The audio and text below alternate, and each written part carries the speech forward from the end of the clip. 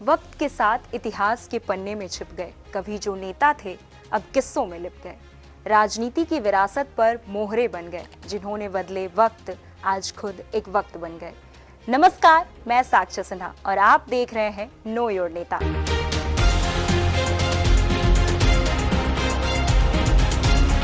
आज हम आपको उस नेता की कहानी सुनाने जा रहे हैं जिन्होंने सिर्फ 4 महीने के कार्यकाल में बिहार की सियासत और समाज को एक नई दिशा दी। लेकिन उनकी कहानी समय की धूल में कहीं खो गई। वक्त के धारे में कई नाम खो जाते हैं, लेकिन इतिहास की किताब हमेशा उन लोगों की याद दिलाती है जिन्होंने अपने काम से वक्त बदल दिया। आज की हमारी कहानी एक ऐसे शख्स की है जो भारत की आज़ादी से पहले बिहार के पहले प्रधानमंत्री बने, मोहम्मद यूनुस।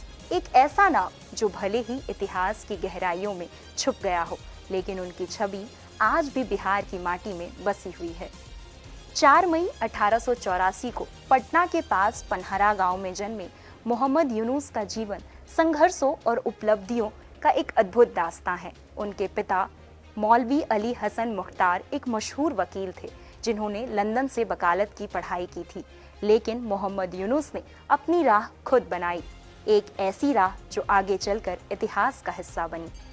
1937 का वो दौर था जब भारत की आज़ादी की लड़ाई अपने चरम पर थी।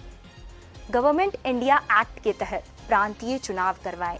इस चुनाव में कांग्रेस ने बहुमत हासिल किया, लेकिन गवर्नर के हस्तक्षेप के चलते कांग्रेस ने सरकार बनाने से इनकार कर दिया।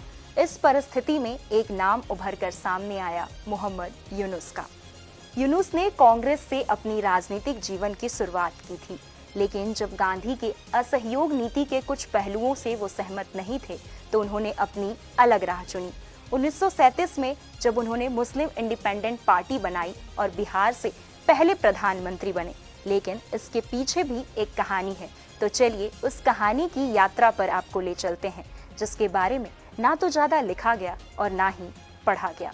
1937 में जब चुनाव में कांग्रेस ने जीत हासिल किया, इसके बावजूद कांग्रेस ने सरकार बनाने से इनकार कर दिया, तो सत्ता की बागडोर मुस्लिम स्वतंत्र पार्टी के नेता बैरिस्टर मोहम्मद यूनुस को सौंपी गई। यूनुस के नेतृत्व में सरकार बनी, पर यह आरंभिक सफलता एक तूफान से कम नहीं थी, जिसके बाद उनके पटना आवास के सामने विरोध की लहर उठी। फ्रेजर रोड में आवाजें गूंजी, नारे बुलंद हुए, कई आंदोलनकारी गिरफ्तार किए गए। ये वही वक्त था जब युवा नेता जयप्रकाश नारायण ने इस घटनाक्रम पर तीखी प्रतिक्रिया दी थी।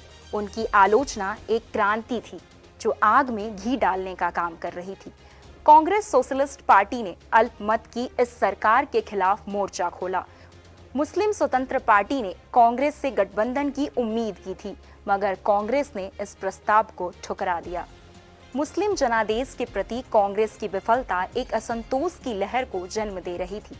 सत्ता का ये खेल जब थमा तो श्री कृष्ण सिंह और डॉक्टर एएन सिन्हा के नेतृत्व में कांग्रेस का पहला मंत्रिमंडल बना। ये सत्ता संघर्ष राजनीति की जटिलता और जन भावनाओं का संगम था, जो भारतीय राजनीति के इतिहास में अपना अमिट छाप छोड़ गया। इस घटना ने दिखा दिया कि राजनीति सिर्फ सत्ता का खेल नहीं, बल्कि जनादेश की धड़कन है, जो कभी कभी विरोध की लहरों में अपना रास्ता खोज लेती है।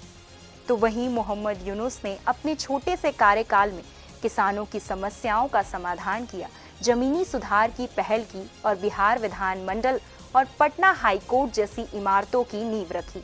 लेकिन इन उपलब्धियों के बावजूद उनके योगदान को इतिहास ने भुला दिया। ये वो नेता हैं जिनके नाम समय के साथ इतिहास के पन्नों में दब गए। उनके परिजनों और समर्थकों का मानना है कि उन्हें वो सम्मान नहीं मिला जिसके वो हकदार थे।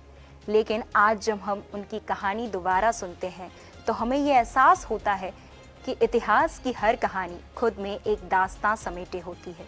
मोहम्मद यूनुस के व्यक्तित्व में एक विचारधारा थी और एक सपना था जो उन्होंने बिहार और देश के लिए देखा था। उनकी कहानी हमें बताती है इतिहास की हर धारा में कुछ ऐसे नाम होते हैं जो हमेशा के लिए अमर हो जाते हैं। आप देख रहे थे नो योर नेता। अगर आपको हमारी ये कहानी पसंद आई हो तो हमारे चैनल देसी कनेक्ट को सब्सक्राइब करें, लाइक करें और शेयर करना ना भूलें। अगली बार फिर मिलूंगी एक नई और अनसुनी कहानी के साथ। तब तक के लिए नमस्कार।